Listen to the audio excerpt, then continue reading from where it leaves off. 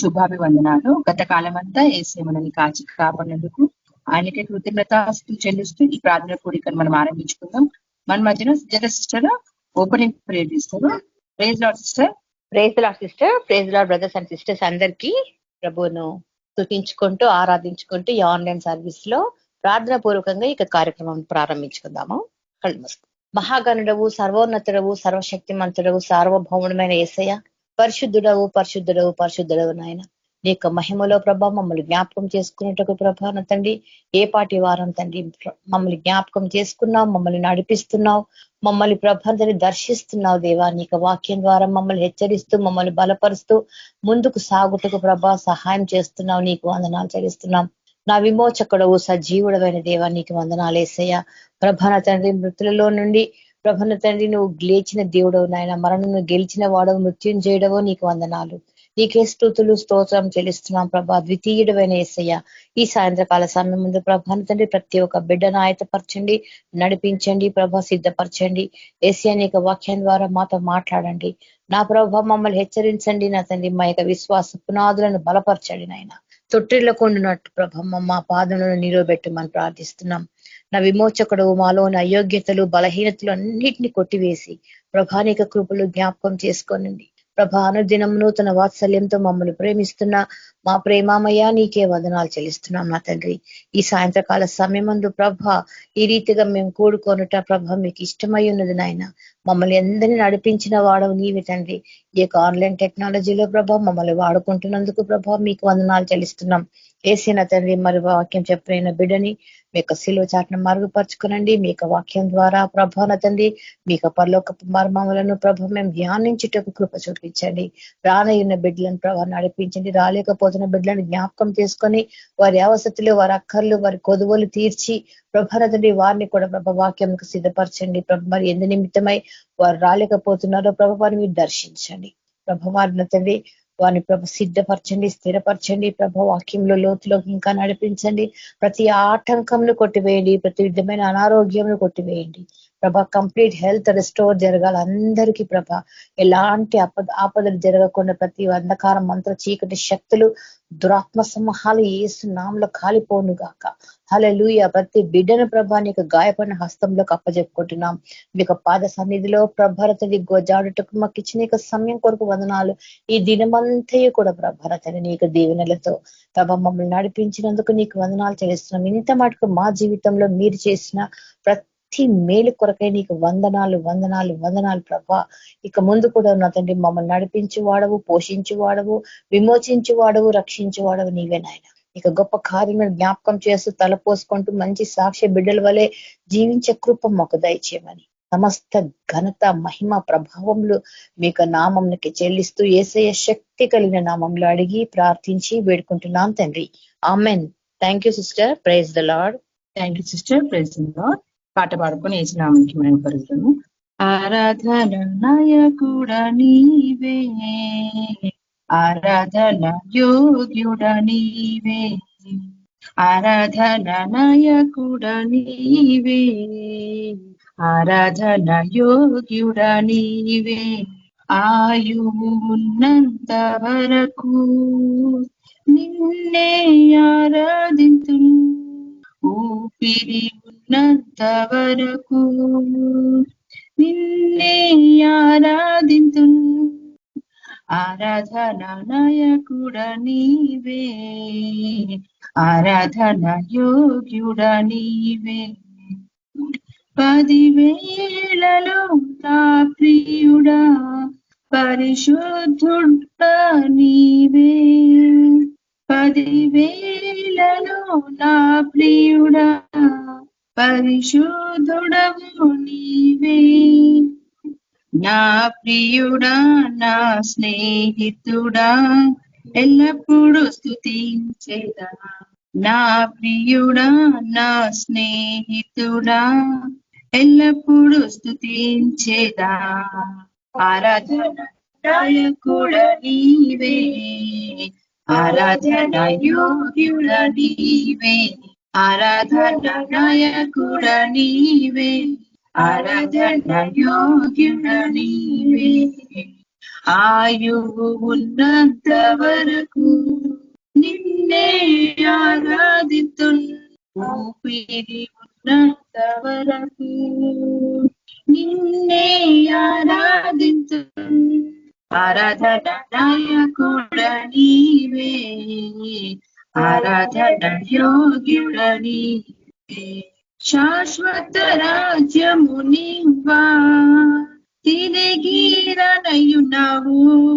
శాశ్వత రాజ్యము నీవా, తిరిగిరనయున్నావు. ఆయుతమైనే చూస్తున్నా, అనుదిన వేచియున్నా. ఆయుతమైనే చూస్తున్నా, అనుదిన వేచియున్నా. ఆరాధన నాయకుడ నీవే, ఆరాధన యోగ్యుడ నీవే. ఆయువు ఉన్నంత వరకు నిన్నే ఆరాధింతు, ఊపిరి ఉన్నంత వరకు నిన్నే ఆరాధింతు. దేవునికి వందనాలు. Thank you sister. దేవునామానికి మహిమ కలుగుగాక. మన మధ్యన దేవి సిస్టర్ వాక్యాన్ని షేర్ చేసుకుంటాను. Praise lord sister. Praise lord sister. ప్రభు గొప్ప నామానికి మహిమ కలుగుగాక. అందరికీ ప్రైజ్ లార్డ్. మనం వాక్య ధ్యానంలోకి వెళ్లే ముందు ప్రార్థన చేసుకొని దేవుని వాక్య ధ్యానంలోకి వెళ్దాము. ప్రార్థన చేసుకున్నాం. మహాగణుడా, మహోన్నతుడా, సర్వోన్నతుడా, సర్వశక్తిమంతుడా, సజీవుడు అయిన గొప్ప దేవా, నీకు వందనాలేసయ్యా. గత కాలం అంతా కాచి కాపాడి నీ కృపలో భద్రపరుచుకున్న గొప్ప దేవుడు నైనా ఎస్సయ్యా. అయా ఉదయం నుంచి తండ్రి ఈ యొక్క రాత్రికాల సమయం తరపున ప్రభా మా ప్రతి పనిలో తోడయండి నా తండ్రి. సురక్షితంగా మా గృహాలకు చేర్చిన ప్రభా, నీ యొక్క వాక్యదానంలో పాల్పంపులు పొందుకునే గొప్ప భాగ్యాన్ని ఇచ్చినందుకై వందనాలేసయ్యా. ఇటు ధన్యత, ఇటు బాధ్యత నా ప్రభా మాకు ఇచ్చినందుకై, మా కొరకు నా తండ్రి ఏర్పరిచినందుకై మీకు వందనాలేసయ్యా. భాగ్యదానంలోకి వెలిచిండగా నా ప్రభా నీ సిలువ చాటం పూర్తిగా మరుగు చేసి నా ప్రభా నైనా నా నోరుని బూరగా వాడుకొని నా ప్రభా మీరే మాతో, నాతో, అందరితో మీరు మాట్లాడండి. వాక్యానుసరమైన జీవితాలు మాకు దయచేయండి. ఇచ్చిన నా ప్రభా నీ పరిచర్య నా తండ్రి శక్తి లోపం లేకుండా నా ప్రభా నమ్మకంగా నా ప్రభా నీ బలిష్టమైన రెక్కల కింద నా ప్రభా దీన మనసు కలిగి నా దేవా నేను ఒదిగి ఉండే గొప్ప కృపను మీరు మాకు దయచేసి నీ నామానికి మహిమ తెచ్చుకోమని యేసు పరిశుద్ధ నామములో వేడుకుంటున్నాం తండ్రి, ఆమేన్. అందరికీ ప్రైజ్ లార్డ్. దేవుడిచ్చిన గొప్ప అవకాశాన్ని బట్టి ప్రభు గొప్ప నామానికి మహిమ కలుగును గాక. దేవుని వాక్య ధ్యానంలో మనం ధ్యానించుకుందాము. యోబు గ్రంథము 3వ అధ్యాయము 25వ వచనము. సిస్టర్ వాయిస్ క్లియర్ వినబడుతుందా సిస్టర్? ఓకే సిస్టర్, వినిపిస్తుంది, క్లియర్ ఉంది. Thank you brother. యోబు గ్రంథము 3వ అధ్యాయము 25వ వచనం చదువుతున్నాను. ఏది వచ్చునని నేను బహుగా భయపెడుతునో అదే నాకు సంభవించుచున్నది. ఇక్కడ యోబు తన కుటుంబం గురించి యోబు ఆలోచించిండంట. నేను ఇప్పుడు నా యొక్క కుటుంబంలో ప్రతిదీ కూడా నేను అన్నిటిలో నా కలిగిన బిడ్డలు కానీ నా కలిగిన సంపద కానీ అన్ని నాకు బాగానే ఉన్నాయి అని యోబు ప్రతిరోజు మన దేవుడైన ప్రభువుకు ఆయన ప్రతిరోజు తన బిడ్డల విషయమై తన కుటుంబం విషయమై దేవునికి మొరపెడతా ఉండేవాడంట. అయితే మొరపెట్టి తన మనసులో అనుకున్నాడంట. ఏమనుకున్నాడంటే ఏది వచ్చిందని నేను బహుగా భయపడుతునో అదే నాకు సంభవించిందంటే ఇప్పుడు నా బిడ్డలు నా కళ్ళెదుటిగానే ఉన్నారు, రేపు ఏదన్నా తేడా పడే అవకాశం ఉంటుందేమో అనుకున్నాడేమో. మరి ఒకవేళ నా బిడ్డలు నా ముందర బాగానే ఉంటున్నారు, మరి రేపు నా బిడ్డలకు ఏదన్నా అవుతుందేమో, వాళ్ళు నా కళ్ళెదుట ఉంటారో ఉండరో, నాకు దాసదాసీలు ఉన్నారు, నాకు గొర్రె మేకల మందలు ఉన్నాయి, పశువులు ఉన్నాయి, అన్నీ ఉన్నాయి, మరి తర్వాత ఇవన్నీ నా ఉంటాయా ఉండవని తన మనసులో అనుకున్నాడంట.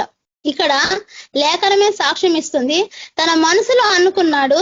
అయితే మనసులో అనుకున్న సంగతి ఇద్దరు కనిపెడతారు.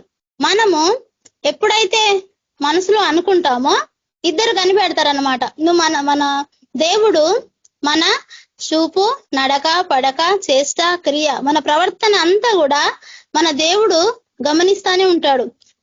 ఇంకొకరు కూడా గమనిస్తారన్నమా. ఎవరు అంటే దుష్టుడైన సాతాను. ఇద్దరు గమనిస్తారు.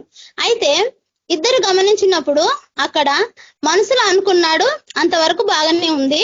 ఇక్కడ మొదటి వచనం చూసుకుందాము. దేవుడు యోబు గురించి ఏమి సాక్ష్యం ఇస్తున్నాడో ఇక్కడ మనం మొదటి వచనం చదువుతాము. యోబు గ్రంథము 1వ అధ్యాయము మొదటి వచనము. ఊజు దేశమందు యోబు అనే ఒక మనుషుడు ఉండెను. అతడు యథార్థవంతుడును న్యాయవంతుడై దేవుని యందు భయభక్తులు కలిగి చెడుతనం విసర్జించిన వాడు. దేవుడే సాక్ష్యం ఇస్తున్నాడు ఇక్కడ. అతను దేవుని యందంట భయము కలిగి ఉన్నాడంట, తర్వాత భక్తి కలిగి ఉన్నాడంట.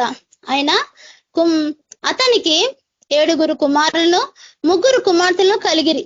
అతనికి 7,000 గొర్రెలను 3,000 ఒంటెలను 500 జతల ఎడ్లను 500 ఆడుగాడిదలు. అంటే తనకు కుమార్తెలు ఉన్నారు, కుమారులు ఉన్నారు, తనకు కావలసిన సంపద అంతా ఉంది.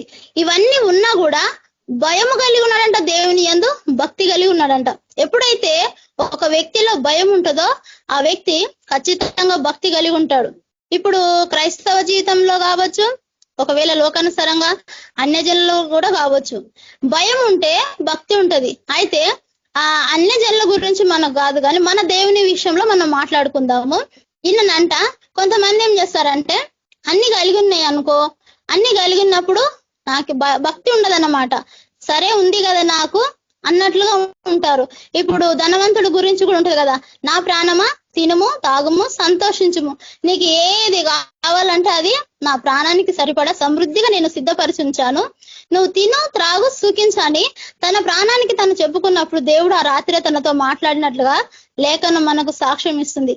ఇక్కడ ఈ యొక్క యోబు భయము కలిగి ఉన్నాడు, భక్తి కలిగి ఉన్నాడు. తన బిడ్డల విషయమై ప్రతి రోజు దేవునికి మొరపెడతా ఉన్నాడు. అలాగా యోబు ఎంత నమ్మకస్తుడో ఇక్కడ దేవుని వాక్యమే సెలవిచ్చింది. అయితే యోబు దేవుడు నమ్మకంగా ఉంటే మరి దుష్టుడైన ఊరుకుంటాడా? ఎట్లానన్నా చెడగొట్టాలి. ఆయన భక్తి ఎలాగనైనా దేవుని వైపు నుంచి తన నుంచి మల్లుకోవాలని దుష్టుడు ప్లాన్ వేసాడు అనమాట. ప్లాన్ వేసి ఏం చేసిండంటే యోబు గ్రంథము 1వ అధ్యాయము 6వ వచనం చదువుతున్నాను. దేవదూతలు యెహోవా సన్నిధిని నిలుచుటకై వచ్చిన దినమొకటి తటాస్తించెను. అక్కడ పుట్నోట్లో ఏమని ఉంటదంటే దైవ కుమారులు అని ఉంటది. తటాస్తించెను. ఆ దినమున అపవాదియగు వాడు వారితో కలిసి వచ్చెను. మూల భాషలో సాతాన్ అని ఉంటది ఇక్కడ. అయితే దేవదూతలు దేవుని దగ్గరికి వెళ్ళే సమయం వచ్చింది. వాళ్ళతో పాటు వెళ్ళి కలిసి అక్కడ దేవుని దగ్గరికి వెళ్ళాడు అపవాది అయిన సాతాను. యెహోవా దేవుడు ఇక్కడ సాతాను అపవాదిని కదిలిస్తున్నాడు. ఇప్పుడు దేవదూతలు వచ్చారంటే ఏదో ఒక సమాచారం తీసుకొని ఆయన దగ్గరకు వచ్చారని అనుకోవచ్చు. మరి దుష్టుడైన సాతాను ఎందుకు వచ్చినట్లుగా అనుకోని దేవుడు ఇక్కడ 7వ వచనంలో యెహోవా నీవు ఎక్కడ నుండి వచ్చితివి అని వాణ్ణి అడగగా అపవాది భూమి మీద ఇటు అటు తిరుగులాడుచు అందులో సంచరించుచు వచ్చితినని యెహోవాకు ప్రత్యుత్తరం ఇచ్చెను. అందుకు యెహోవా నీవు నా సేవకుడువైన యోబు సంగతి ఆలోచించితివా? చూడండి, మనసులో అనుకున్నాడు యోబు. అది ఎవరు చూశారు? జీవం గల దేవుడు చూశాడు. ఎందుకు యోబు ఇట్లా ఆలోచిస్తున్నాడని దేవుడు చూసి ఇక్కడ సాతానుకు అక్కడ దేవునికి డిస్కషన్ దీనికి ముందే జరిగినప్పుడు ఏమైందంటే మరి ఈ దుష్టుడైన సాతాను ఎతుకుతున్నాడు అనమాట. ఈ యోబును ఎలాగైనా దైవ భక్తిలో ఉండకుండా వెనికి లాగాలి అన్నట్లుగా దుష్టుడైన సాతాను వెతుకుతున్నప్పుడు దేవుడు దుష్టునికి అవకాశం ఇచ్చినట్లుగా ఇక్కడ లేఖనము సాక్ష్యం ఇస్తుంది. ఇక్కడ దేవుడు అడుగుతున్నాడు, నా సేవకుడైన యోబు గురించి నువ్వు ఆలోచించితివా అని. అంటే ఇక్కడ అపవాది ఏమంటాడో చూడండి. అతడు యథార్థవంతుడును న్యాయవంతుడును దేవుని యందు భయభక్తులు కలిగి చెడుతనము విసర్జించిన వాడు, భూమి మీద అతని వంటి వాడు ఎవడునూ లేడు. ఇక్కడ చూడండి, దేవుడే యోబు గురించి ఒక స్టేట్మెంట్ ఇస్తున్నాడు. అతడు యథార్థవంతుడంట, న్యాయవంతుడంట, భూమి మీద అతని వంటి వారు ఇంకెవ్వరూ లేరని దేవుడే స్టేట్మెంట్ ఇస్తున్నాడు. ఎంత గొప్ప సాక్ష్యం పొందినాడో యోబు. ఇది చాలా సంతోషకరమైన విషయం అనుకోవచ్చు. ఇప్పుడు మనుషులు అంటే స్టేట్మెంట్ ఇస్తారు అనుకో, అంటే మనుషులకు హృదయాంతరంగం తెలీదు. దేవుడు సమస్తము చూస్తున్న దేవుడు. యోబు గురించి ప్రతిదీ గమనిస్తూ వస్తున్నాడు. యోబుకు సమస్తం ఉంది. అయినా దేవుని యందు యోబు భయం కలిగి ఉన్నాడు, భక్తి కలిగి ఉన్నాడు. దేవుని సేవించే విషయంలో, దేవుని వెంబడించే విషయంలో ఏ మాత్రం తక్కువ లేకుండా ఆయన మంచి కొలతలు కలిగి ఉన్నాడు అనమాట. అందుకని దేవుడే ఇక్కడ సాక్షాత్ దేవుడే అంటున్నాడు, యోబు న్యాయవంతుడు దేవుని యందు భయభక్తులు కలిగి చెడుతనం విసర్జించిన వాడు, భూమి మీద అతని వంటి వాడెవడునూ లేడు అని అడుగగా, అపవాది యోబు ఊరకయ్య దేవుని యందు భయభక్తులు కలిగిన వాడాయన, నీవు అతని ఇంటి వారికి అతనికి కలిగిన సమస్తమునకును చుట్టూ కంచె వేసితివి కదా. అంటే నీ కాపుదల లేకుండానే అతను నీతిమంతుడైందా, అతను గొప్పవాడైందా, నీ బ్లెస్సింగ్ లేకుండానే అయిందా? సరే బ్లెస్సింగ్ అయితే ఇచ్చినావు, మరి ఆయన చుట్టూ కంచె వేసిండు కదా, ఆయన చుట్టూ ఆ కంచె దాటి ఎట్లా పోగలము? మేము ఎట్లా యోబును పరీక్షించాలన్నట్లుగా అతని చుట్టూ నువ్వు కంచె వేసినావు కదా. నువ్వు గనక ఆ కంచెను తీసినట్లయితే, దేవా నువ్వైతే కంచె తీసినట్లయితే యోబును ఈ అపవాదికి వెళ్ళడానికి అవకాశం దొరికిద్ది. ఎందుకంటే ఆయన వేసిన కంచె ఏ నరుడు తీయలేడు, ఏ మనుషుడు వల్ల కాదు, ఏ దుష్టుడి వల్ల కాదు. నీవు ఆయన చుట్టూ కంచె వేసితివి కదా అని ఇక్కడ అపవాదైన సాతాను దేవునితోనే మాట్లాడతాడు ముఖాముఖిగా. మాట్లాడినప్పుడు మరి దేవుడు కూడా ఆలోచించి సరే నువ్వేమన్నా అతని చుట్టూ కంచె తీసివేస్తాను, వెళ్ళడానికి నీకు అవకాశం ఇస్తాను, సరే నువ్వు వెళ్ళి నువ్వేమైనా చేసుకో, నా యందు మాత్రము ఆయన యథార్థత వదిలిపెట్టాడు, నా యందు భక్తి మాత్రం వదిలిపెట్టాడు అని దేవుడు గట్టిగా ఎక్కడ జరుగుతుంది?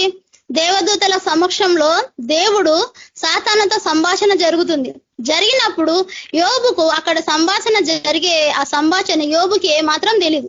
అక్కడ సంభాషణ జరుగుతుంది, యోబుకు తెలీదు. ఇప్పుడు ఒకవేళ తెలిస్తే దేవుడు నన్ను బట్టి నా మీద ఎంత నమ్మకము, నాకు నా దేవునికి నేను సేవించే నా ప్రభువుకు నాకెంత నమ్మకము, నా గురించి సాతానుతోన ఇలాంటి స్టేట్మెంట్ వలికిందంటే నేను ఆయన యందు భయం వదలొద్దు, భక్తి వదలొద్దు, ఆయనను వెంబడించాలన్నట్లుగా ఒకవేళ యోబుకి తెలిసిపోతే, అక్కడ జరిగే మాటలను బట్టి తెలిసిపోతేనేమో అట్లా ఉండడానికి ప్రయత్నం చేస్తాం. కానీ యోబుకు తెలీదు, అక్కడ డిస్కషన్ జరిగేది యోబుకి ఏమాత్రం తెలీదు. వాళ్ళు మాట్లాడుకుంటున్నారు.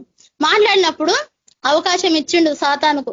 అవకాశం ఇచ్చి ఏం జరుగుతుంది అంటే ఇక్కడ దేవుడు ఏమంటాడంటే 12వ వచనంలో, యెహోవా ఇదిగో అతనికి కలిగిన సమస్తమును నీ వశం ఉన్నది, అతనికి మాత్రము ఏ హాని చేయకూడదు, అపవాదికి సెలవీయగా దేవుడు సెలవిచ్చిండు.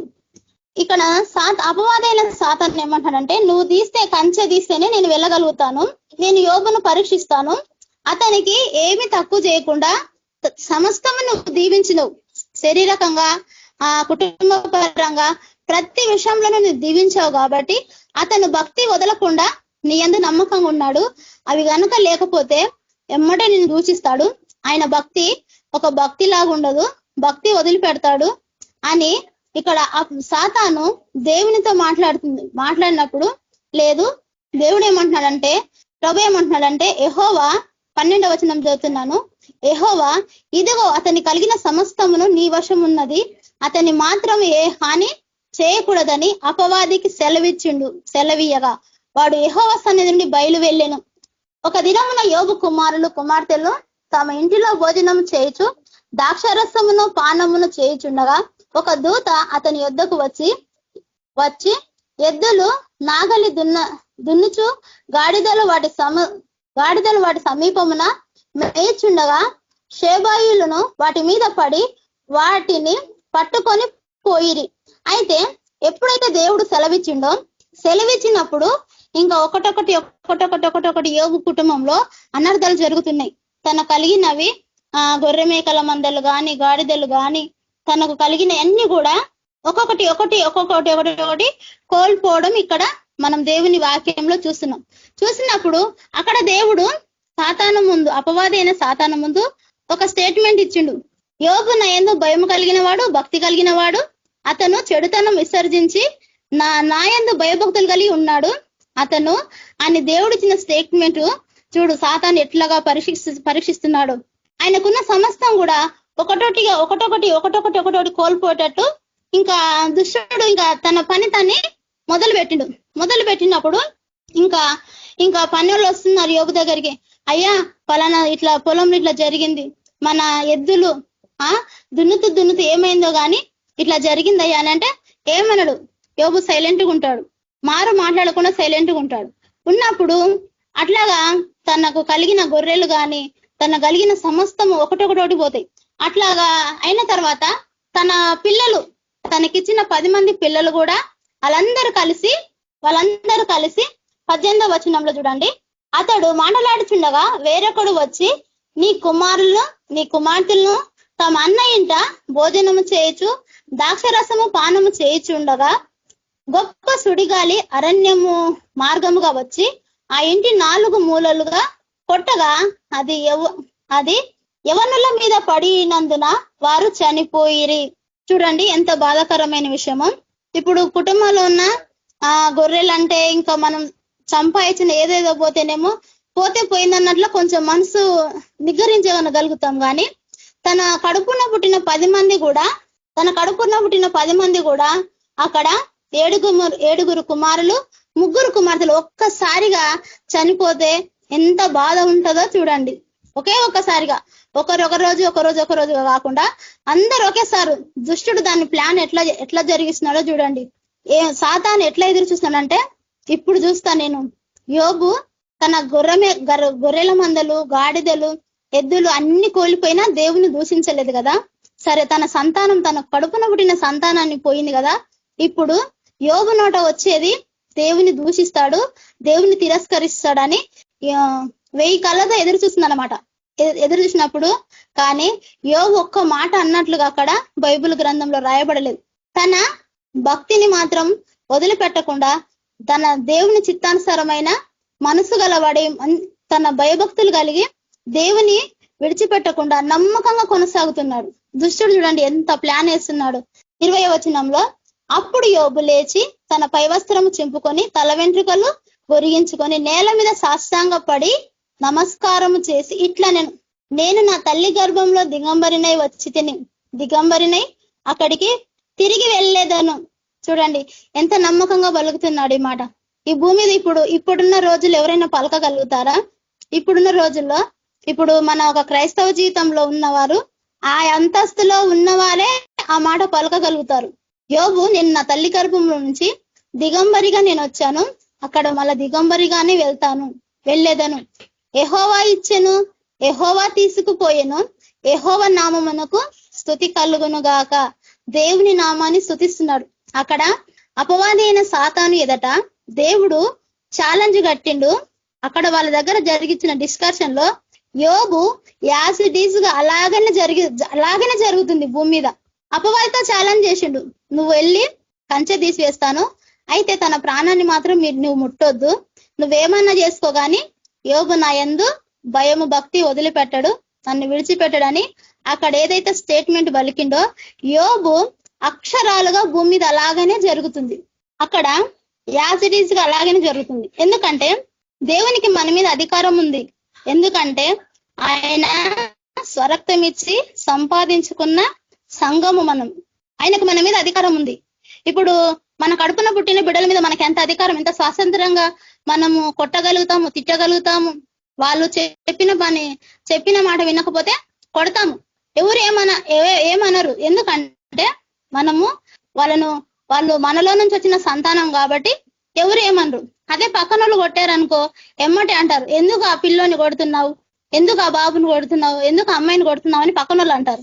ఎందుకంటే తల్లిదండ్రులకు ఆ స్వాతంత్రం ఉంటుంది కాబట్టి ఎవరు ఏమనరు. ఒకవేళ అన్న కూడా ఏమైందమ్మా, బాబు ఏం చేశాడు, కొడుతున్నావు అన్నట్లుగా మాట్లాడతారు. అయితే ఆయనకు మన మీద అధికారం ఉంది కాబట్టి యోబు ఆలోచించుకున్నాడు, ఇది నా దేవుని సెలవు లేకుండా ఇది నా జీవితంలోకి రాలేదు, ఆయన సెలవు అయింది కాబట్టి ఇది నా జీవితంలోనికి ఇలా జరుగుతుంది కాబట్టి నా దేవుని యందు నేను విశ్వాసాన్ని వదలకుండా ఆయన యందు భయము కానీ భక్తి కానీ వదిలిపెట్టకుండా ఉండాలి. ఎందుకంటే దేవుని శక్తి యోబుకు తెలుసు, ఆయన శక్తి తెలుసు. నా దేవుడు సర్వశక్తిమంతుడు, నేను ఒకంతా కోల్పోతే తిరిగి మరలా నాకు ఇవ్వగల సమర్థుడు నా దేవుడు అని దేవుని శక్తి గురించి యోబు ఆయన ఎరిగి ఉన్నాడు కాబట్టి తిరిగి ఒక్క మాట కూడా ఏమనలేకపోయిండు. ఇట్లాగా ఎంతమంది జీవితాల్లో కూడా ఎన్నెన్నెన్నో పరీక్షలు, ఆత్మీయ పోరాటంలో చాలా చాలా అనుభవాలు, ఒకరొకరికి ఒక్కొక్క రకంగా అనుభవాలు వస్తూనే ఉంటాయి. ఇట్లాగే ఒక బ్రదరు జాబ్ చేసే బ్రదరు జాబ్ చేసే దగ్గర చాలా నమ్మకంగా ఉంటాడంట.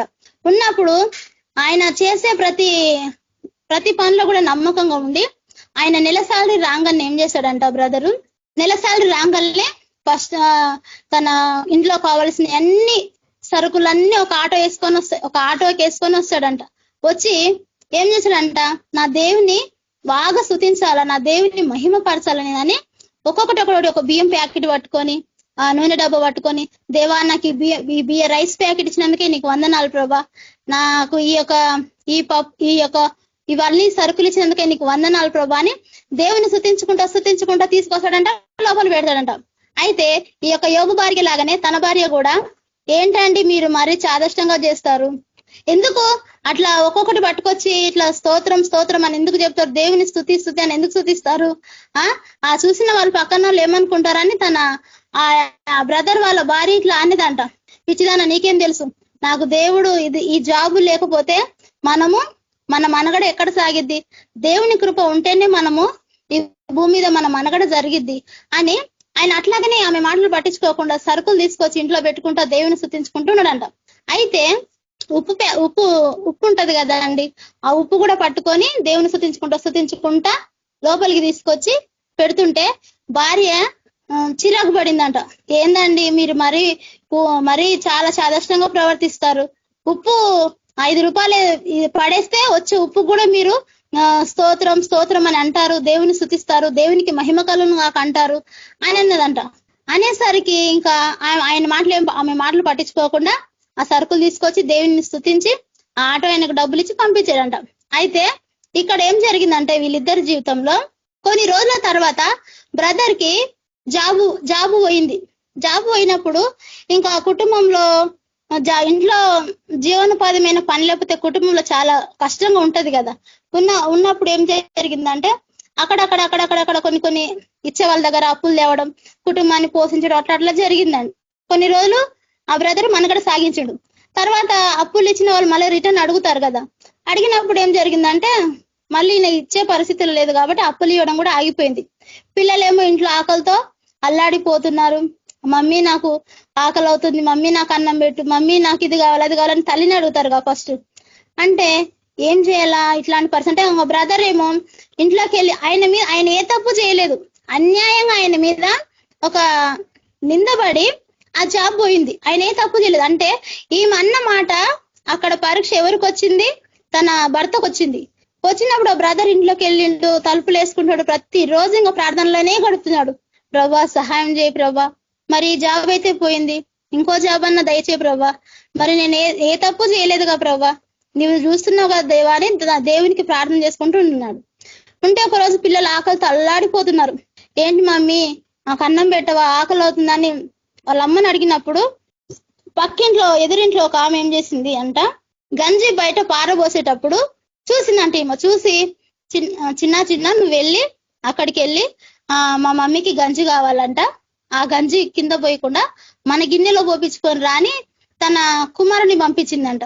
పంపించినప్పుడు ఏం జరిగిందంటే మళ్ళా ఏం చెప్పింది, వాళ్ళకి డౌట్ రాకుండా ఎందుకు గంజి ఎందుకు ఏం చేస్తారు అని వాళ్ళకి ఇట్లా అడిగితే మా మమ్మీ చీరలకు పెట్టిద్దంట అని ఇట్లా చెప్పు ఆమె అడిగితే అని తన కొడుకు చెప్పి పంపించింది. పంపించి ఆంటీ ఆ గంజి పారబోయకండి, మా మమ్మీ కావాలంది, మా గిన్నెలో పోయినని పంపించుకొచ్చిండు. ఆమె అడిగింది ఎందుకు బాబు గంజి ఎందుకు అనంటే మా మమ్మీ చీరలకు పెట్టిద్దంట, మీరు పోయండి ఆంటీ కింద పోయకండి అంటే అని ఆ గంజి గిన్నెలో పోపించుకొని ఇంట్లోకి తెచ్చాడు. అయితే ఏం చేసిందంటే పిల్లలు ఆకలి తట్టుకోలేక అల్లాడిపోతుంటే చెరొక గ్లాసులో పోసి తాగండి నాన్న, గంజి తాగితే కాస్త ఆకలి అనేది పోయిద్ది అని పోసిచ్చింది. పోసిస్తే వాళ్ళు తాగడానికి ఇంకా కొంచెం ఒక గుటక తాగిండ్రు. ఏంటి మమ్మీ చప్పగుంది అని పిల్లలు మళ్ళా తన తల్లితో చెప్పారు. చెప్పినప్పుడు అయ్యో దీంట్లో ఉప్పు లేదు కదా అని ఇంట్లోకి వెళ్ళి కిచెన్ లోకి వెళ్ళి చూస్తే ఉప్పు లేదు, ఏం చేయాలా అని మళ్ళీ ఒక గిన్నె ఇచ్చి తన కూతురిని పంపించిందంట. నువ్వు వెళ్తే డౌట్ వస్తుందిరా, నువ్వు వెళ్ళకు, ఇందాక గంజికొచ్చాడు మళ్ళీ ఇప్పుడు ఉప్పుకొస్తున్నాడు అని వాళ్ళకు డౌట్ వచ్చిద్దని తన కుమార్తెని పంపించిందంట. ఎవరన్నా అడిగితే ఏం చెప్పబాకు, మామూలుగా అడిగి పెట్టించుకొని రా అమ్మ, గంజి పోసిన ఇంటికి మాత్రం వెళ్ళకు, వేరే ఇంటికి వెళ్ళి పెట్టించుకొని రా అని తన కుమార్తెకు చెప్పి పంపించింది. పంపించినప్పుడు ఏం జరిగిందంటే అక్కడ చుట్టూ అన్యజనులేనంట. అన్యజనులు ఏం చేస్తారంటే ఉప్పు పెట్టరు, పసుపు పెట్టరు. అన్యజనులు వాళ్ళకు కొన్ని పట్టింపులు బట్టి వాళ్ళు పెట్టరు. అయితే ఈ పాప, చిన్న పాప వెళ్ళి అందరిని అడిగిందంట. వెళ్ళి అడిగితే లేదమ్మా మేము పెట్టము, లేదు లేదని అందరూ ఓపాసిచ్చి పంపించారు. పంపించినప్పుడు ఇంకా ఆ పాప తిరిగి మళ్ళీ ఇంటికి వచ్చేసింది. వచ్చి మమ్మీ ఎవరు పెట్టలేదు మమ్మీ అని చెప్పింది. చెప్పేసరికి ఆమె భర్త ఎవరైతే ఉన్నారో ఆయన ప్రార్థన చేసి అప్పుడే గదిలో నుంచి బయటకు వస్తున్నాడు. వస్తే మా బతుకికి ఈ ఉప్పు కూడా దొరకకుండా పోయింది, మా జీవితాలు ఇట్లా తగలబడ్డాయి, అది దాన్ని ఆమె ఏదైతే దూషిస్తుందంట. తన భర్త అన్నాడంట, ఒకప్పుడు ఏమన్నావమ్మా నువ్వు, నేను ఇంట్లోకి సరుకులు తీసుకొచ్చేటప్పుడు అన్నిటికీ దేవుని స్తుతించుకుంటూ నేను తీసుకొస్తుంటే 5 రూపాయలు పడేస్తే వచ్చింది ఉప్పు అని నువ్వు ఎంత ఎలాగ మాట్లాడావు. మరి ఇప్పుడు 5 రూపాయలు పడేస్తే ఉప్పు అంత తేలిగా తీసి పడేసావు. ఇప్పుడు మనకు ఆ ఉప్పు కూడా దొరికే పరిస్థితిలో లేదని తన భర్త ఆమెకు చెప్పాడంట. చెప్పేసరికి కన్నీళ్లతో ఆమె కన్నీరు మున్నీరుగా కార్చి ఏడ్చిందంట. అవును కదా, నేను ఎలాగ మాట్లాడాను, ఉన్న స్థితిలో నాకు ఏది కనబడలేదు అన్నట్లుగా ఆమె ఏడ్చి తన భర్తను పట్టుకొని ఏడ్చిందంట. నన్ను క్షమించండి, నేను తప్పుగా మాట్లాడానని తన భర్తను పట్టుకొని ఏడ్చినప్పుడు పర్వాలేదులే, మన దేవుడు నమ్మదగిన వాడు, మన దేవుడు ఏదో రూపకంగా మనకు సహాయం చేస్తాడని తన భార్యను ఓదార్చి దేవుని మాటలు చెప్పి ధైర్యపరచంట. ఎప్పుడైతే వీళ్ళు ఈ మాటలు మాట్లాడుతున్నారో ఎమ్మటే డోరు బయట ఒక వ్యక్తి ఎవరో కొడుతున్నారంట. డోరు కొడుతుంటే వాళ్ళు వచ్చి డోరు తీశారు. డోర్ తీస్తే ఏమైందండి అని అంటే, ఇట్లా సంగతి, అది మీకు జాబు పోయింది కదా, మీరు చేయని తప్పు మీ మీద పడింది కదా, ఆ యొక్క తప్పు ఎవరైతే చేశారో వాళ్ళకు దొరికిపోయారు, మీరేం నేరం చేయలేదు, మన ఆఫీస్ లో ఎవరైతే పెద్ద ఉన్నారో నిన్ను జాబుకు రమ్మన్నారు అని ఆయన చెప్తే అప్పుడు ఆమె అనుకుందంట, నేను దేవుని చాలా తక్కువ చేసి మాట్లాడాను, దేవా నన్ను క్షమించు ప్రభా, ఇంకెప్పుడు నేను తక్కువ చేసి మాట్లాడను, మా జీవితంలో ఏదైనా కలిగి ఉందంటే అది నీ కృపయ అని ఆమె కూడా మోకాలేసి మొరపెట్టి దేవుని స్తుతించిందంట. చూడండి, దేవుని ఎక్కడైనా మనము చెదుర్లాడొచ్చు కానీ దేవుని దగ్గర మాత్రం మనము చెదుర్లాడడానికి వీల్లేదు. దేవుని గురించి మాత్రం మనం తక్కువ చేసి మాట్లాడడానికి అస్సలు వీల్లేదు. ఎందుకంటే మన దేవుడు ఎంతైనా నమ్మదగిన వాడు. మనము నమ్మదగిన వారం కాదు, ఆయన నమ్మదగిన వాడు. అగ్నితో ఆటలాడము అది అంత సులభము కాదు. దేవుడు అంటాడు కదా, దేవుడు సౌలుతో అంటాడు కదా, ఆయన పౌలుగా మారక ముందు, సౌలా నన్ను ఎందుకు హింసిస్తున్నావు, మునికోలలకు తన్నుట అసంభవం అంటాడు. చూడండి, దేవునితో మనము ఏదైనా మనం మాట్లాడేటప్పుడు చాలా జాగ్రత్తగా. ఇక్కడ యోబును కూడా అలాగనే పరీక్షిస్తున్నాడు. ఆయన పరీక్షలో కూడా దేవుడు సాతాను ఏదైతే స్టేట్మెంట్ ఇచ్చాడో ఆ స్టేట్మెంట్ వదిలిపెట్టకుండా యోబు గట్టిగా పట్టుకొని, దేవా సమస్తం ఇచ్చిన దేవుడు నీవే అన్నట్లుగా దేవుని యందు భయం వదిలిపెట్టలేదు, భక్తి వదిలిపెట్టలేదు, దేవుని యందు నమ్మకంగా ఉన్నాడు. ఇంకా అదే యోబు గ్రంథము 2వ అధ్యాయము 2వ వచనం చదువుతున్నాం చూడండి. యెహోవా నీవెక్కడ నుండి వచ్చితివి అని వానిని అడుగగా, అపవాది భూమిలో ఇటు అటు తిరుగులాడుచు అందులో సంచరించుచు వచ్చి తిని యెహోవాకు ప్రత్యుత్తరం ఇచ్చెను. అందుకు యెహోవా, నీవు నా సేవకుడైన యోబు సంగతి ఆలోచించితివా, అతడు యథార్థవంతుడును న్యాయవంతుడునై దేవుని యందు భయభక్తులు కలిగి చెడుతనం విసర్జించిన వాడు భూమి మీద అతని వంటి వాడు ఎవడునూ లేడు. చూడండి, మళ్ళా దేవుడే కదిలిస్తున్నాడు. నా యోబు సంగతి గురించి నువ్వు ఆలోచించావా, అతడు యథార్థవంతుడు న్యాయవంతుడు అని మళ్ళీ అపవాదితో మాట్లాడుతున్నాడు, సాతానుతో మాట్లాడితే. ఇంకా దుష్టుడు ఏం చేస్తున్నాడు, తనకు పోరాడినంత చేస్తున్నాడు, ప్రయత్నం చేస్తున్నాడు.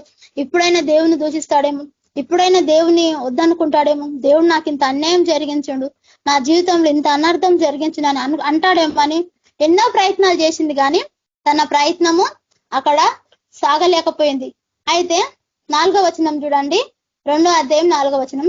అపవాది చర్మమును తన ప్రాణమును కాపాడుకుంటకై తనకు కలిగినది యావత్తు నరుడిచ్చింది కదా, ఇంకొకసారి నువ్వు చేయి చాపి అతని ఎముకను అతని దేహమును మొత్తినేడల అతడు నీ ముఖము ఎదుటనే దూషించి నిన్ను విడిచి పోవున, నేను ఇంకొకసారి నాకు అవకాశం ఇయ్యి. ఇప్పుడైతే తనకు బాహాటముగా ఉన్నవన్నీ కోల్పోయిండు కాబట్టి తను నిన్ను దూషించలేకపోయిండు, తన శరీరాన్ని నేను తన ప్రాణాన్ని కష్టపెడితే అప్పుడు నీ మొహాన్ని మీదటనే అతను దూషిస్తాడు అని మళ్ళా ఇంకొక అవకాశం నాకు ఇవ్వని దేవుని అడిగినప్పుడు 6వ వచనం చూడండి. అందుకు యెహోవా అతడు నీ వశంలో ఉన్నవాడు, అతని ప్రాణము మాత్రం నీవు ముట్టవద్దని సెలవిచ్చెను. కాబట్టి అపవాది యెహోవా సన్నిధి నుండి బయలు వెళ్ళి అరికాలు మొదలుకొని నడినెత్తి వరకు బాధగల కురుపులతో యోబును మ్రొత్తెను. చూడండి, అరికాలు మొదలుకొని నడినెత్తి వరకు కురుపులతో మ్రొత్తిందంట. ఎందుకంటే ఆయన ప్రాణం తీయాలంటే ఆయన జీవమరణములు ఎవరి వశంలో ఉన్నాయి? మన దేవుని వశంలో ఉన్నాయి. జీవము మరణము ఆయన వశము. ఒకరికి ప్రాణం పోయాలంటే ఆయన పోస్తాడు, ఒకరిని ప్రాణం పోవాలంటే ఆయన పిలిస్తేనే ఒకరి ప్రాణం పోగలిగిద్ది. ఆయన పిలవకుండా ఎవరు మానవ ప్రయత్నాలు ఎన్ని రకాలుగా చేసినా కూడా అవి అసంభవం. కనుక ఇక్కడ దేవుడితో ఏమంటాడంటే సాతాను, దేవుడు ఏమంటాడంటే అతని శరీరం ఏమన్నా చేసుకో, కానీ అతని ప్రాణం ముట్టడానికి నీకు అధికారం లేదు. కొంతమంది ఏమంటారంటే పలానా దయ్యం బట్టి చనిపోయారు, పలానా వాళ్ళు బట్టి చనిపోతే దయ్యం బట్టి ప్రాణం పోవడానికి దయ్యం వశంలో లేదు. జీవమరణంలో మన జీవం గల దేవుని వశంలో ఉన్నాయి. అవి లోకంలో ఉన్న వారికి తెలియక వాళ్ళు మాట్లాడతారు, కానీ జీవమరణంలో ఆయన వశము. ఆయన ఒకడు పొమ్మంటే పోవును, ఒకడు రమ్మంటే వచ్చును అన్నట్లుగా దేవుని వాక్యము ఎంత స్పష్టంగా మనకు సెలవిస్తుంది. అతని ఏమైనా చేసుకో, కానీ తన ప్రాణాన్ని ముట్టొద్దంటే అరికాలు మొదలుకొని నడినెత్తి వరకు కురుపులతో ఆ యొక్క దేహాన్ని చిత్రబద్ధంగా సాతాను ఆయన దేవుని దూషించడానికి పలు విధాలుగా యోబును శ్రమ పెడతానే ఉంటది, బాధ పెడతానే ఉంటది. అయినా యోబు తన దేవుని ఎదుట యథార్థత వదిలిపెట్టకుండా ఆయన యందు నమ్మకంగా కొనసాగిను. అలాంటి భక్తిలో కూడా నేనైతే కోరుకుంటాను ప్రభా, ఆనాడు భక్తులు ఎంతో మంచిగా వారు ఉన్నత స్థానంలో వాళ్ళకు శ్రమలు వచ్చినాయి, బాధలు వచ్చినాయి, ఇరుకులు వచ్చినాయి, ఇబ్బందులు వచ్చినాయి, పలు రకాలుగా ఏ బాధ లేకుండా బైబిల్ గ్రంథంలో ఎవరి పేర్లు కూడా లేవు. యోబు గాని అబ్రహాం నుంచి మొదలుకొని ఆదికాండం నుంచి మొదలుకొని ప్రకటన గ్రంథం వరకు ప్రతి ఒక్కరూ ఏదో ఒక విధంగా ఆత్మీయ పోరాటంలో ప్రతి ఒక్కరు కూడా శ్రమలు అనుభవించిన వాళ్ళే. శ్రమ అనుభవించకుండా ఎవరూ లేరు. అయితే యోబు జీవితంలో కూడా ఆయన కూడా శ్రమ వచ్చి దేవుని యందు నమ్మకం మొదలకుండా ఉన్నాడు. అయితే ఇక్కడ ఏం జరిగిందంటే 8వ వచనంలో అతడు గోక్కొనుటకై చిల్ల పెంకులు తీసుకొని బూడిదలో కూర్చుండగా అతని భార్య వచ్చి, నీవు ఇంకానూ యథార్థత వదలకు విందువా, దేవుని దూషించి మరణము కమ్మనెను. చూడండి, ఇప్పుడు బాధలో ఉన్న వ్యక్తిని ఓదార్చడం పోయి ఆమె ఏమంటుందంటే, నువ్వు ఇంకా దేవుని యందు ఇంకా భక్తి వదలకుండానే ఉంటావా, అతన్ని దూషించు. ఎందుకంటే నీ జీవితంలో ఏం మంచి జరిగింది? నీ పిల్లలు కోల్పోయారు, నీ కలిగిన సమస్తము కోల్పోయినావు. ఇంకెందుకు దేవుని యందు నువ్వు ఇంకా భక్తి అని ఆయన పట్టుకొని ఇంకా నువ్వు ఉంటావు? ఆయనను దూషించి మరణంగా అంటే నువ్వు చనిపో అంటుంది. ఎంత బాధాకరమైన విషయం. పక్కన కొనుల అని అంటేనేమో అదొక సంగతి, కానీ తన సొంత కట్టుకున్న భార్యనే అంటుంది. ఎందుకంటే ఆమె యోబేమో ఆయన మహిమను గురించి, దేవుని శక్తిని గురించి, ఆయన సామర్థ్యం గురించి యోబు గ్రహించున్నాడు. కాబట్టి ఆయన మౌనంగా దేవుడు నన్ను పరీక్షించుకొని నేను ఆయన యందు నా యథార్థ వదలకుండా నేను నమ్మకంగా ఉంటానని యోబున్నాడు. ఈమెనేమో మనకు మంచి జరిగితేనేమో దేవుని ఎమ్మడించాలా, ఏమన్నా కీడు జరిగిందా, ఏదైనా మనకి ఎదురు దెబ్బ తగిలిందా, ఇంకెమ్మటే మనం దేవుని వదిలిపెట్టి మన దారి మనం చూసుకోవాలా అన్నట్లుగా ఇక్కడ మాట్లాడినప్పుడు ఇక్కడ యోబు ఏమంటున్నాడంటే, అందుకు అతడు, మూర్ఖురాలు మాట్లాడినట్టు నువ్వు మాట్లాడుచున్నావు, మనము దేని వలనైనా మేలు అనుభవించకుందుమా, కీడు మనం అనుభవింప తగదా అనెను. ఈ సంగతిలో ఏ విషయమందు యోబు నోటి మాటనైనను పాపము చేయలేదు. దేవుని ఎక్కడ కూడా నోటి మాట ద్వారా కూడా దేవుని పాపం అంటే మాట్లాడడం కూడా జరగలేదంట. అయ్యో ప్రభా, నేనేం చేశాను ప్రభా, నేనేం చేశాను?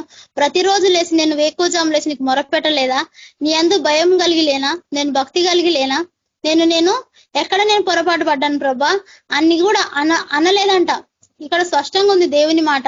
యోబు నోటి మాట వలన పాపము చేయలేదు.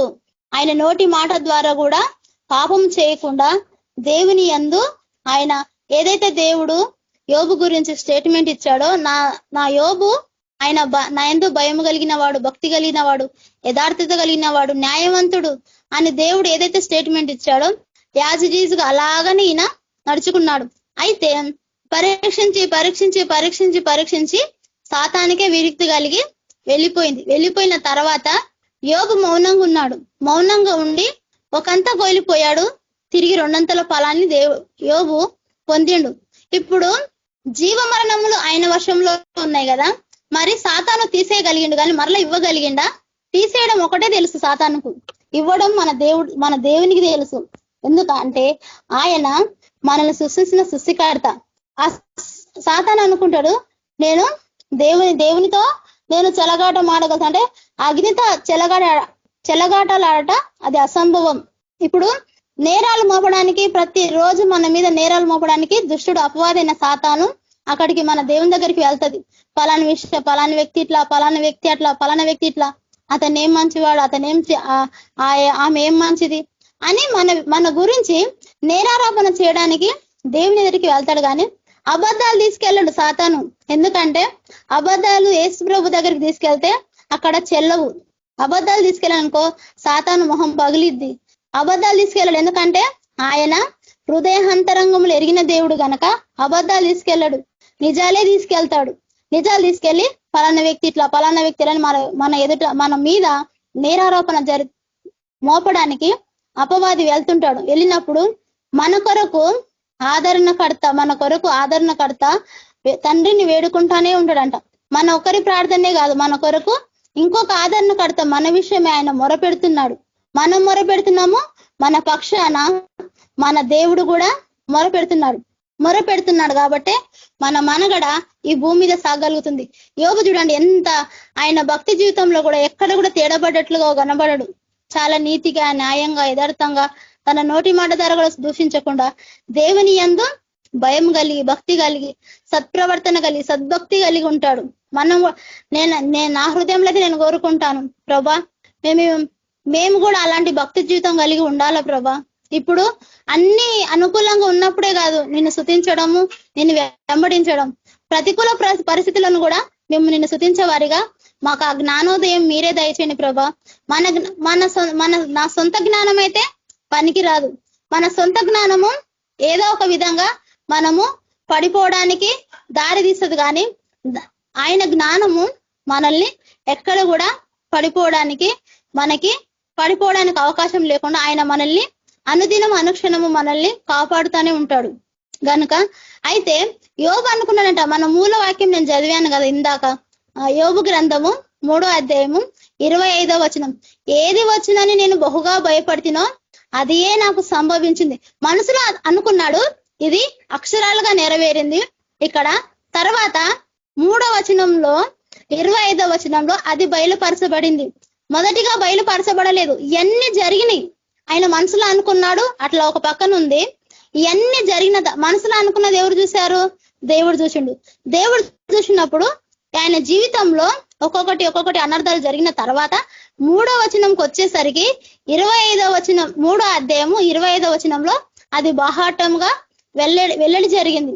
అప్పుడు జరగక ముందు ఇప్పుడు ఈయన జీవితంలో తన కుమార్తెలను కోల్పోక ముందు, తన పశుల మందలు, గాడిదలు, ఎడ్లు కోల్పోక ముందు అనుకున్నాడు మనసులో, ఒక పక్కన మనసులో ఉంది. అయితే లేఖనములు మరి ఫస్టే రాయించవచ్చు కదా ఇది, తర్వాత ఆయనే బయట పెట్టాడు, యోబు గారే బయట పెట్టాడు. మొదటి గ్రంథంలోనేమో దేవుడు 1వ అధ్యాయంలోనేమో దేవుడే స్టేట్మెంట్ ఇచ్చాడు, యోబు నీతివంతుడు. అయితే మళ్ళా సాతాను దగ్గర దేవుడు యోబు ఇలా అనుకున్నాడని బయట పెట్టలేదు. అపవాదైన సాతాను దగ్గర అవును యోబు కూడా ఇలా అనుకున్నాడు, నేను ఇప్పుడు బాగానే ఉన్నాను, తర్వాత నాకేమన్నా అవుతుందేమో, నా పిల్లలకి ఏమన్నా అవుతుందేమో అని యోబు ఇలా అనుకున్నాడని సాతాను దగ్గర దేవుడు అనలా. అపవాది అయిన సాతాను దగ్గర దేవుడు పెట్టలేదు. ఎందుకంటే మన దగ్గర మనకు ఆయనకు సంబంధించిన విషయము పక్కోడికి దేవుడు అనేది చోటు ఇయ్యడనమాట. పక్క వారికి అంటే అపవాదికి చోటియ్యడు. ఇప్పుడు అపవాదికి చోటిచ్చాడు అనుకో, అపవాదికి చోటు ఇవ్వకుండా యోబంతటి యోబే తన మనసులో ఉన్న మాట తర్వాత బయట పెట్టాడు. మన దేవుడు ఎంత నమ్మకస్తుడు కదా. నాకు అనిపించింది, ప్రభా ఫస్టే అనుకున్నాడు కదా యోబు, మరి ఈ వచనం ఫస్టే ముందే రాయించచ్చు కదా ప్రభా అంటే, మన దేవుడు ఆయన మన ప్రతి అతిక్రమం బట్టి ఆయన మన కొరకు ప్రాణం పెట్టిన వాడు కనుక క్షమించడానికి మన దేవుడు సామర్థ్యుడు. అయితే కొర్నేలు గురించి కూడా అంటాడు కదా, నా కొర్నేలు గురించి మీరు ఏమంటున్నారు, అతను అగ్నిలో నుంచి తీయవైన కొరివి వలె ఉన్నాడని దేవుడు అంటాడు. మళ్ళా తర్వాత ఏమంటాడంటే, నీ మలిన వస్త్రాలను నువ్వు సరి చేసుకొని దేవుడు మాట్లాడతాడు. చూడండి, దేవుడు అపవాదికి చోటు ఇయ్యడు అంటే యోబు ఇక్కడ ఏదో పొరపాటు చేశాడని అర్థం కాదు కానీ ఆయన మనసులో అనుకున్నాడు. మనసులో అనుకొని కూడా మరలా తర్వాత దేవుని ఎదుట భయం కలిగి ఆయన జీవితంలో ఎన్నైనా 1 రాలే 2 రాలే, తన సమస్తము కోల్పోయిండు. ఆయన ఒక్కడు మాత్రమే మిగిలిపోయిండు యోబు. మిగిలిపోయిన తర్వాత ఆయనకు అప్పుడు అర్థమైంది. తర్వాత మరలా దేవుడు, నేను పలానా రోజు పలానా ఇలాగ అనుకున్నాను, నేను దేని గురించి అయితే నేను బహుగా భయపడ్డానో అదే నాకు సంభవించింది. అలాగనే ఉండిపోయాడా యోబు? కోల్పోయినాయి అన్ని కూడా అలాగనే ఉన్నాయా? ఒకంతా కోల్పోయిండు, తిరిగి 2 అంతలు పొందే భాగ్యాన్ని దేవుడు యోబు జీవితంలో అనుగ్రహించిండు. ఇప్పుడు మన జీవితంలో కూడా అంతే, ఏదైనా కావచ్చు, కోల్పోయిన తిరిగి సమస్తము దయచేయగల సమర్థుడు. ఒకటి కోల్పోయిందని బాధపడితే దాని వెనక 7 అంతల లాభం ఉంటది అంట. మనకు కీడు వెనక లాభం. దుష్టుడు ఏదైనా మనకి కీడు చేయడానికి వచ్చింది అనుకో, మనకు మేలే చేసిపోతాడు. ఇప్పుడు సపోజ్ శ్రమ వచ్చింది అనుకో, శ్రమలో ఇంకా దేవుని పాదాలు పట్టుకొని, ప్రభా పలానా శ్రమ విషయమే నేను బాధపడుతున్నాను, ఇంకా దేవుని పాదాలు పట్టుకొని ఎక్కువగా ప్రార్థన చేయడం, వాక్యం చదవడం, ఇంకా దేవునిలో భక్తి పెరిగిపోవడం ఉంటే, ఇప్పుడు సాతాను మనకు మేలు చేసినట్ల కీడు చేసినట్ల. ఇప్పుడు శ్రమ వచ్చింది కాబట్టి ఇంకా దేవునికి దగ్గర అయిపోయాం. శ్రమ రానప్పుడన్నా కొంచెము భక్తిలో కొంచెము యామరపాటున ఉన్నా గానీ, శ్రమ వచ్చినప్పుడు ఇంకా దేవునికి దగ్గరగా అయిపోయాం. అప్పుడు అమ్మో నేను ఈ యొక్క కీడుని తీసుకొచ్చినాను కానీ ఇంకా దేవునికి దగ్గర అయిపోయాడు అన్నట్లుగా సాతాను సిగ్గుతో తలదించుకొని వెళ్ళిపోతుంది కదా. ఇప్పుడు సాతాను మన జీవితంలో మేలు చేసినట్ట కీడు చేసినట్ట? మేలే చేసిపోయింది. ఎందుకంటే మన తండ్రికి మనము దగ్గర అయిపోయాం. ఆయనకు దగ్గరయ్యే దానికంటే ఇంకా ఎక్కువైంది మనకి ఏమీ లేదు. ప్రభువుకు మనం దగ్గరయ్యే ఆ యొక్క సమయం కంటే మనకు విలువైంది ఏదీ లేదు. ఎందుకంటే సమస్తము ఆయన వశం ఉన్నాయి. సమస్తము ఆయన పాదపీఠాల దగ్గర ఉంది. భూమి ఆకాశము నా సింహాసనము, భూమి నా పాదపీఠం అన్నాడు. సమస్తం ఆయన పాదాల దగ్గర ఉంది గనక అపవాది మనకు శ్రమలు తీసుకొచ్చి ఏం చేస్తున్నాడంటే దేవునికి దగ్గరగా చేస్తున్నాడు. యోబుని ఎలాగైతే పరీక్షించి 200 ఇప్పుడు అపవాది యోబు జీవితంలో అపవాది కదిలీయకుండా సైలెంట్ గా ఉన్నట్టయితే ఒక్కంతతోనే ఉండేవాడు, 200 దీవెన పొందేవాడు కాదు. యోబు కదిలించుకొని మరి నేను యోబును పరీక్షిస్తాను, యోబును అట్లా చేస్తాను, యోబు నిన్ను దూషిస్తాడు, యోబు నిన్ను ముఖం మీదనే వద్దంటాడు అని ఏదేదో ఛాలెంజ్ చేసుకొని వచ్చింది. అయితే యోబు ఎట్లాగైతే దేవుని భయభక్తులు కలిగి ఆయన ఉన్నాడు పరీక్షించుండు. దేవుడు ఏమన్నాడంటే ఆయన ప్రాణాన్ని మాత్రం నువ్వు ముట్టొద్దని అన్నాడు. అన్ని విధాలుగా పరీక్షించుకొని సిగ్గుతో తలదించుకొని వెళ్ళిపోయింది. ఏదైతే కీడు తీసుకొచ్చిందో అదే సైతాను యోబుకు 2 అంతల ఫలం తీసుకొచ్చేటట్టు సాతానే పూనుకున్నట్లుగా కనబడుతుంది ఇక్కడ బైబిల్ గ్రంథంలో కదా. ఏదేదో అనుకొని ఊహించుకొని వస్తాడు కానీ ఆయన సృష్టికర్త. మనమేమో సృష్టి, ఆ యొక్క పడదయబడ్డ ఆ యొక్క దుష్టుడు, అపవాదైన దుష్టుడు అది సృష్టి, మనము సృష్టి. కానీ సృష్టికర్త ఆయనకు సమస్తము సాధ్యం, ఆయనకు అసాధ్యమైంది ఏదీ లేదు.